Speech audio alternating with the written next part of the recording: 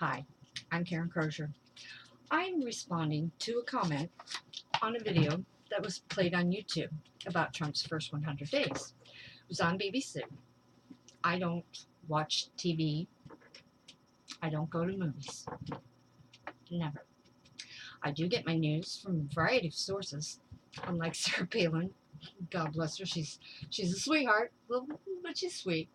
Um, no, Time, Newsweek. I was reading those at age 2. No, and it's not just Alex Jones and the InfoWars. You got your fake news, you got your CNN, your Clinton News Network, MSNBC, ABC, CBS, NBC, Fox, all those. I'm familiar. BBC, Sky News, I suppose. Um, you've got Gary Franchetti, you've got Bill Maher, you've got all kinds of interesting people. Even a girl named Lisa Haven. She's very professional. I like her too. There's a lot of great um, people doing alternative news on YouTube. You know, unfortunately, they've had this problem with people. Google's pulling the monetization, and they're having a hard time keeping their news networks going, which is unfortunate. You know, do anything to shut people up, right? Especially when they have something positive to say about the president. But anyways, I had made a comment on this video downing Trump on his first 100 days, which it's not all in yet, but he has done some good things. Because this person says, the guy speaking is British. You're on the BBC. So that's obvious enough. Stupid point, no offense. It's all right. I don't get offended that easily. Secondly, it sounds like you're a butt-hurt Trump supporter who can't take criticism when the big, scary media corporation says something negative about him. No, it depends on whether they're saying something that's true or not. And I'm not butthurt. Yeah, of course I support the president. Why wouldn't I? I'm American, and he cares about this country. And I don't think he's doing anything wrong. I think he's doing a lot right. But anyway, um, he's a big boy now. He doesn't need defending. Well, it seems he does. Because what am I having to do? Defend him right now? Because there's so many people attacking him unfairly. This is my dog, Peanut. Um, yeah. All right. Okay. Wants me to name one thing that Trump has done good for this country. And my claim better be backed up with reliable sources. But InfoWars Alex Jones sources will not be acceptable because they'd rather read UK Daily Mail or watch CNN Clinton News Network for 24 hours. Well, that's pretty freaking bad. Because, well, let's see what I've got here. Okay, because I keep notebooks full of facts. And headache or not, I said, let me go ahead and address this. I'm sorry. Okay. From the White House Office of the Secretary on April 16th, 2017, he signed an order about Hire American, Buy American up in Kenosha, Wisconsin. Yeah, he was up there speaking. And this is good for America, of course. Buy America, Hire America. Do I have to get into it and explain that one to you? I mean, I can. I'll do another video if I've got to do that for you. It's no biggie. I don't know what I'm dealing with. But I'm not some butthurt Trump supporter. I'm a person who just is always paying attention and accumulating facts. Yeah, I read this. I read a lot. I keep all these notebooks all over the place. I've had to just kind of gather them up and bring them here. Oh, he just signed S544. Is that right? S544. An executive order protecting veterans' health care. A lot of veterans are having to travel great distances, 5 to 8 hours, just, once a week sometimes for their medical treatment. He's trying to prevent that and have services for them closer. Also to extend their health care. Let them choose the doctors of their choice. I mean, he's doing a lot to try and help veterans. The people, I was in the army even. I'm not wounded or anything. My father was in Vietnam, but he didn't go to Nam, luckily, but he served and was never wounded. God rest his soul, he passed away. But no, we should take care of the people who take care of this country. Which brings me to a rough topic here, and that is our borders. His travel ban was a good thing. And really, you know what? That wasn't his. Obama made that law. Obama. He just didn't enforce it. But then he's Muslim, so why would he want to ban Muslims? But I'm not a racist. I'm not prejudiced. But I know the facts about Muslim. By the way, Muslim, Islamic, they're interchangeable. Yeah, they're interchangeable. If you're a Muslim, then you practice Islam. If you practice Islam, you're a Muslim. Islamic people are Muslims. Okay. Islamic religion, which is a stretch there, religion is based on Sharia law, which is totally contradictory to our Western way of life.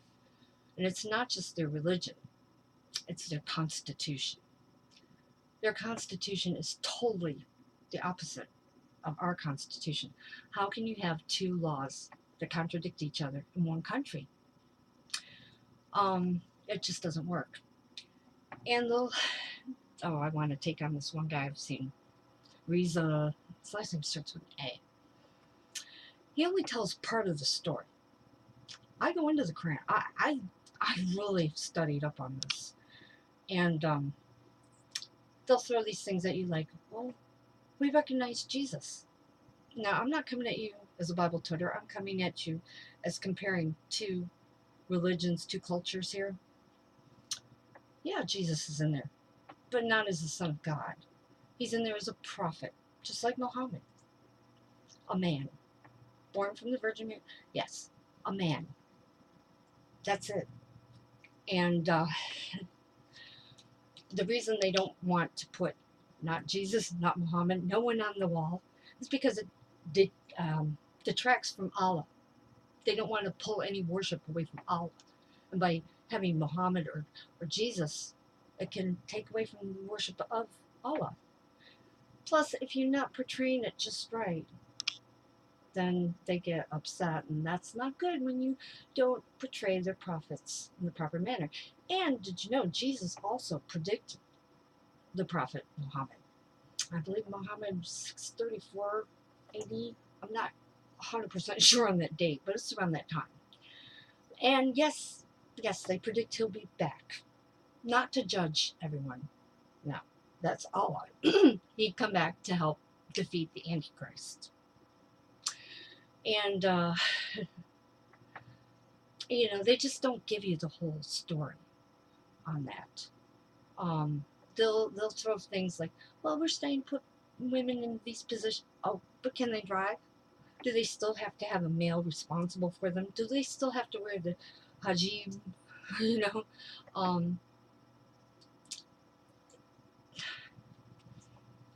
It is a religion of peace. If you worship Allah and you're a man and you don't bring on an honor killing, it's just, I'm sorry, I really have a bad headache, but I'm trying to address this because I don't want to put this off. To me, that's protecting this country. I don't understand why there are so many people that are fighting for the rights of another culture. Why not fight for rights of people here in this country? And with all this, people are saying racism. I heard tonight someone on Instagram had said something about that President Trump is a racist because he calls African Americans black people.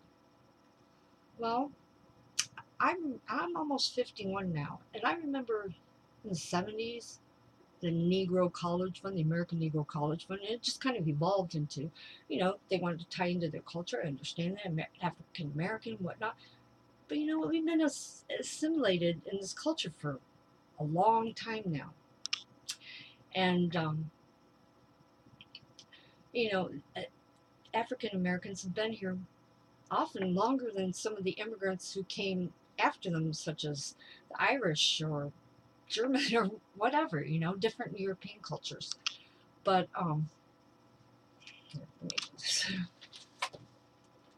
I just hooked up this webcam, by the way. When are we going to stop having to tie our heritage into another country? Because at this point, they're so far removed from people that are still in Africa and never left. Just like people say, I'm Irish American, I'm French American. When does it become American? When do people just say, I'm an American? Why do we feel the necessity to tie into another country? I granted, Americans are truly the Native Americans, but it's been hundreds of years now, and we're here now. I just think that the more we try to cater to everybody else's wants and desires, the more it takes away from what is America about? What is our culture? What were we founded on? What does it mean to be an American? The more you change things, the more we can't do this, can't do that. You're taking away from the original American culture, the values, the beliefs, just like, okay, our forefathers said separate church and state, but they never said take God out of it. In God we trust. Now, like I said, I'm not out to preach religion at all, but I'm just saying that the foundations of this society are basically Christian. Catholics are Christians. Jews aren't, but we managed to work that out. But Jews aren't killing us if we don't change our constitution to suit their needs, which would not suit ours. No, we need to just look to these other cultures out there. The France, look at France. Look at these bombings. Look what's going on. Do you want this in our country? No. Donald Trump has our back. There were more things I was going to say here, too. For instance, he just did up the budget, and according to, I've got to cough up my facts, right? Or my sources for this guy. Okay. On CNBC, printed, 3/16/17, the federal budget director of the Office of Management and Budget, Mick Mulvaney, okay, there you go, can back this up, because I already knew this, that Donald Trump put out his budget. Somebody handed him a paper. He said, what's that? Oh, some changes to Social Security. He said, no, I don't want that. He kept his promise. He didn't touch Social Security or Medicare. And that's pretty good. Man's fulfilling promises. I mean, I can go on more, but I don't have this cleared to record over 15 minutes. But I'm going to do a few more videos.